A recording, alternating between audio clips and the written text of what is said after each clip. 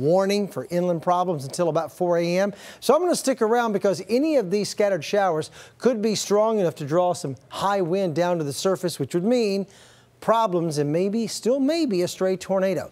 Windfall is affected by the rain, and these rainfall rates are pretty heavy right now at better than an inch, some spots 1.5 inches per hour pouring out.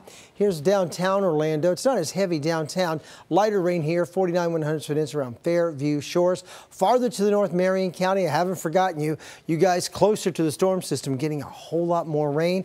Lightning strikes too from Reddick all the way into downtown Ocala, and it's raining in Bellevue and Dunellen. Keep in mind that wind I'm talking about is only about 1,000 feet above the surface, and it's pretty wicked racing on. So anytime the heavy rain gets going, pulls that wind down and we have trouble. Future radar keeps us in the drink from Orlando to Kissimmee St. Cloud, especially by daybreak tomorrow morning, 6, 7, 8 o'clock. Still raining down south. I'll be back to pinpoint all of that and then talk about your entire work week ahead a little later in this newscast.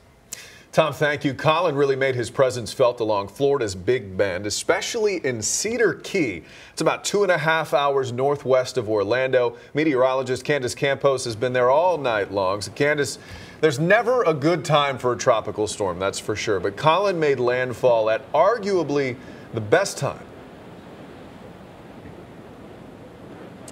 That's right. I mean, if you do have to find the silver lining in this tropical storm, is that it is planning on making its way onshore, meaning coast to that Gulf coastline, at least when the low tide.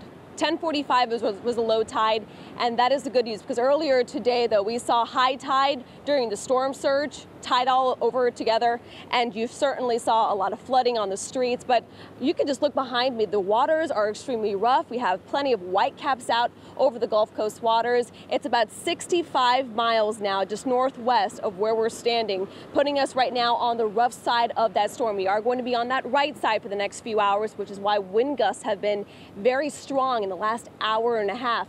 But you can see right downtown Cedar Key, there is nothing going on. Most of these areas, most of these restaurants were boarded up and everything shut down at about 4 or 5 o'clock this afternoon. A lot of places started getting some water in their businesses, and they said, you know what, we're just closing up shop, and that's all it is. We spoke to the fire chief actually here in Cedar Key, and he says all roads are now open, and although the water got very close to many homes and businesses, it was not a big disaster for anybody, so that is some good news. We took some video earlier today, but gusty winds, heavy downpours coming down at almost 2 inches per hour, and they came in feeder bands. So right now we're looking mostly dry, only a light drizzle, and the winds aren't too bad, but just a few minutes ago it was really rocking here. So we'll continue to keep our eyes as, again, Tropical Storm Colin slowly making its way on to the Gulf Coast in the next couple of minutes, guys.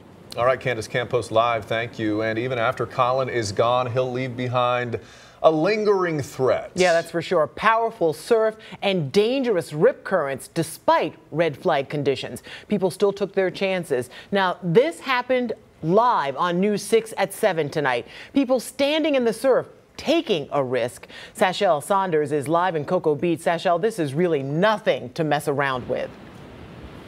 Oh, no, it is not. Nat Ginger, call it crazy or call it living life on the edge, whatever you want to call it.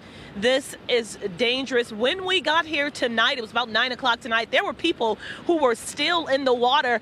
I want you to check out these waves crashing against the pier right here, several feet high today. You can expect much of the same thing tomorrow as a calmer weather moves in, but stronger rip currents will also is something that many people underestimate as they test the waters. We caught a few visitors sticking their toes in tonight.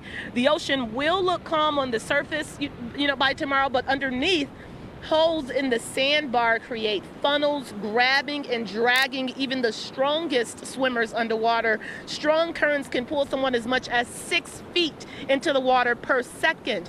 Beachgoer Don Davidson went for a swim today during the storm, but quickly realized how powerful the water had become. Yeah, I got a little too close to the pier and the current was so strong, it butted me right up against one of the pylons. And then I was able to, you know, get in between them, thank God, or else, you know, would have been like a cheese grater, you know. I probably wouldn't look too good when I came out of the water. Now, the waters, as you can see, are certainly not calm right now. It's a lot of wind out here tonight. We talked to some visitors from Michigan. They were in complete awe of how beautiful the ocean really is. But we don't want you to get that beauty confused. It is still dangerous. People should not be in this water. Reporting live at Cocoa Beach, Sashel Saunders, News 6. Yeah, Sashel, not even to stick your little toe in there. Thank you for that live report.